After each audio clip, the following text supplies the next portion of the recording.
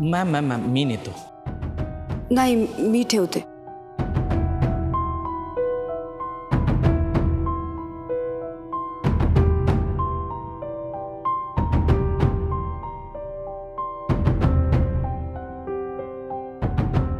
मी आलो आजोबा. तू कुठे चालला आता? You guys carry on. आणि तू? मी थोडा दमलोय आजोबा. कामाचं खूप ताण आहे का रे?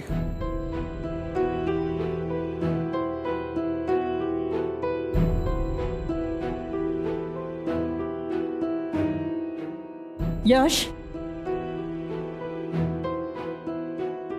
दुसऱ्या कुणावरचा राग तू स्वतःवर का काढतोयस? यश बघ ना तुझी काय अवस्था झाली. तुझ्याकडे बघवत नाहीये रे मला. नेहा अशी का वागते मला माहित नाही. नेहा की अविनाश यांच्यामध्ये कोण चूक आहे कोण बरोबर आहे मला हेही माहित नाहीये. पण त्यांच्या या खेळामध्ये माझ्या मुलाचा जीव तडफडताना मी बघू शकत नाहीये. आणि आज तर नाहीच नाही. काकू प्लीज काय बोलतेस तू? हे काय झालंय? काय बडबडतीये? जे मी आधीच बोलायला हवं होतं ना तेच बोलते मी बाबा. आय एम सॉरी यश. मी आतापर्यंत खूप गप्प बसले पण आता नाही. एक आईच आपल्या मुलासाठी बोलू शकते आणि आज मी बोलणार. काकू प्लीज.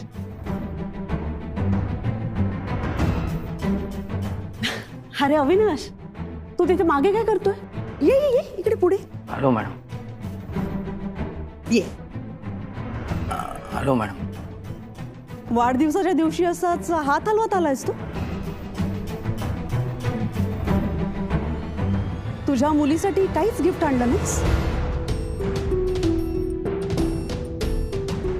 अरे असं काय बघतोस माझ्याकडे? अरे तुझ्या परीसाठी. मुलगी आहे ना तुझी ती.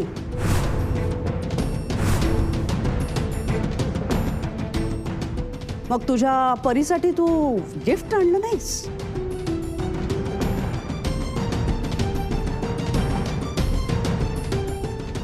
हजार वेळा चुकले पण आई म्हणून मी कधीच चुकले नाहीये नेहा. माझ्या यशने तुझ्यासाठी एवढं केलंय आणि तू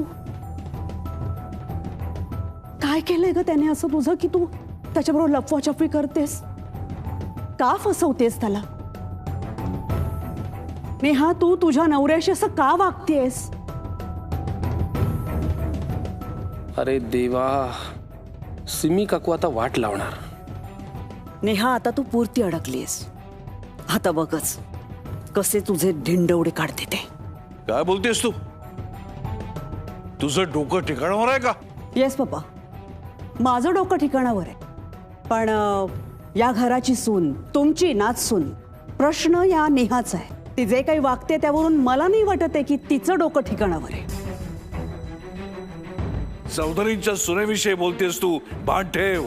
ऍब्सोल्युटली पप्पा, ऍब्सोल्युटली. पण मी चौधरींच्या मुलाबद्दलही बोलते. त्याची काळजी वाटते म्हणून मी बोलते आणि यात माझा स्वार्थ काहीच नाहीये. या घरची सून, तुमची नाचसून चुकतीये पप्पा. सगळ्यांना फसवून ती एक वेगळं नातं जगू पाहते. असं असताना मी बोलायचं नाहीये का? नेहा चुकतीये. येस. अरे यश, या सिम्मीचं ऐकून काय घेतोयस तू? वाटेल ते बोलतेय ती. तुझ्या बायकोविषयी, नेहाविषयी बोलतेय ती, जिच्यामुळे आपल्या या वास्तूला घर पण आलं, नात्याला नवीन अर्थ मिळाला, हे सगळं घर एकत्र बांधलं गेलं.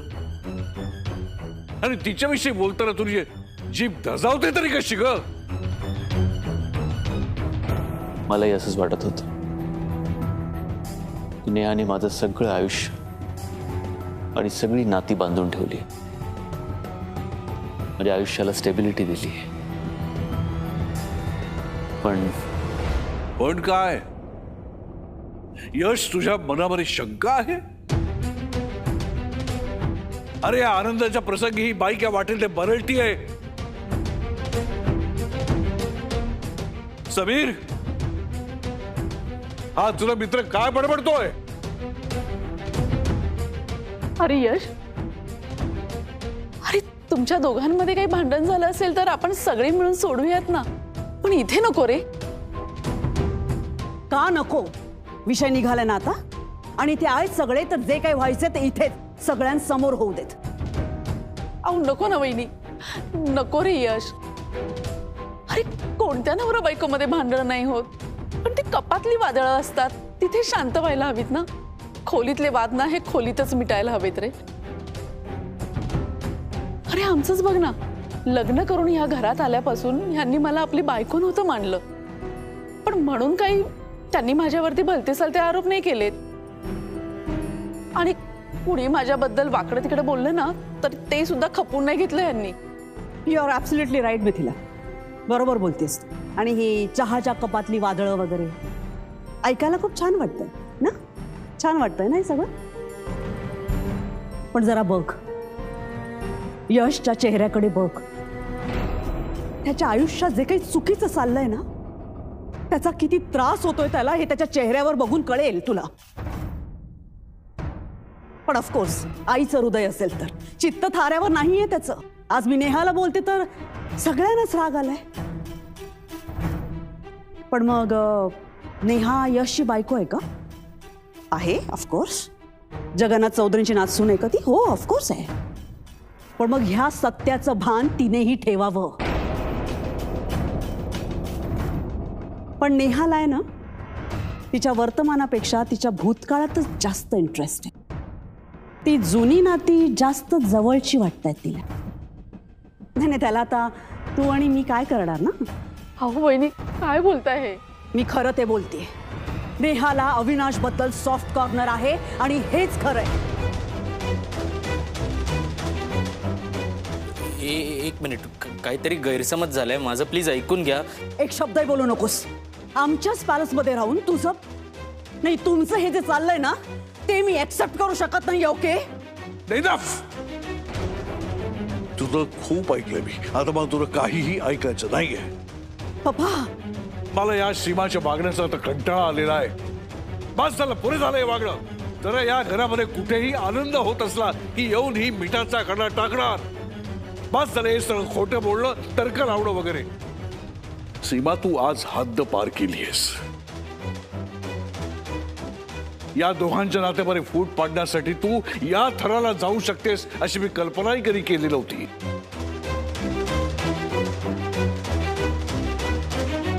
बस आता पुरे झालं, इनफ. आत्ताच्या आत्ता या घरातून चालती हो. ओके पप्पा, तुम्हाला वाटतंय ना मी या घरातून निघून जावं? जातेय मी. आत्ताच्या आत्ता मी या घरातून निघून जातेय.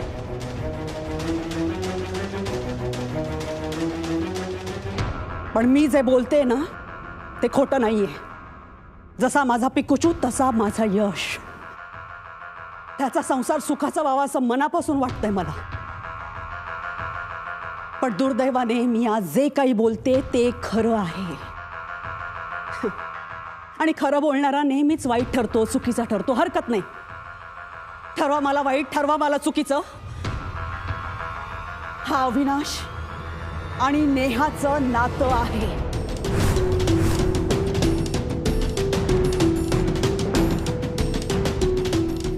आणि हे सत्य.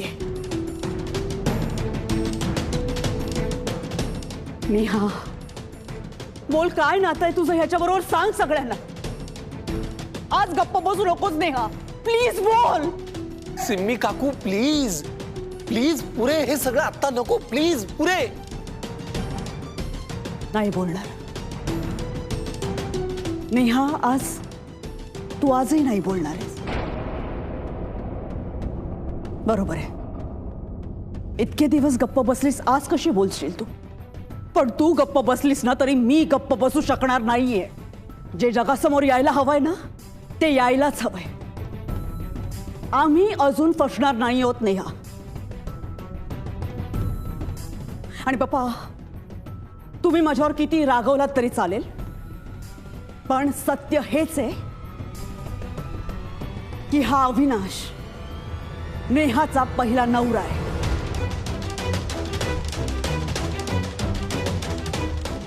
समीर, हिला आवर, नाहीतर माझ्या हातून काहीतरी विपरीत घडेल.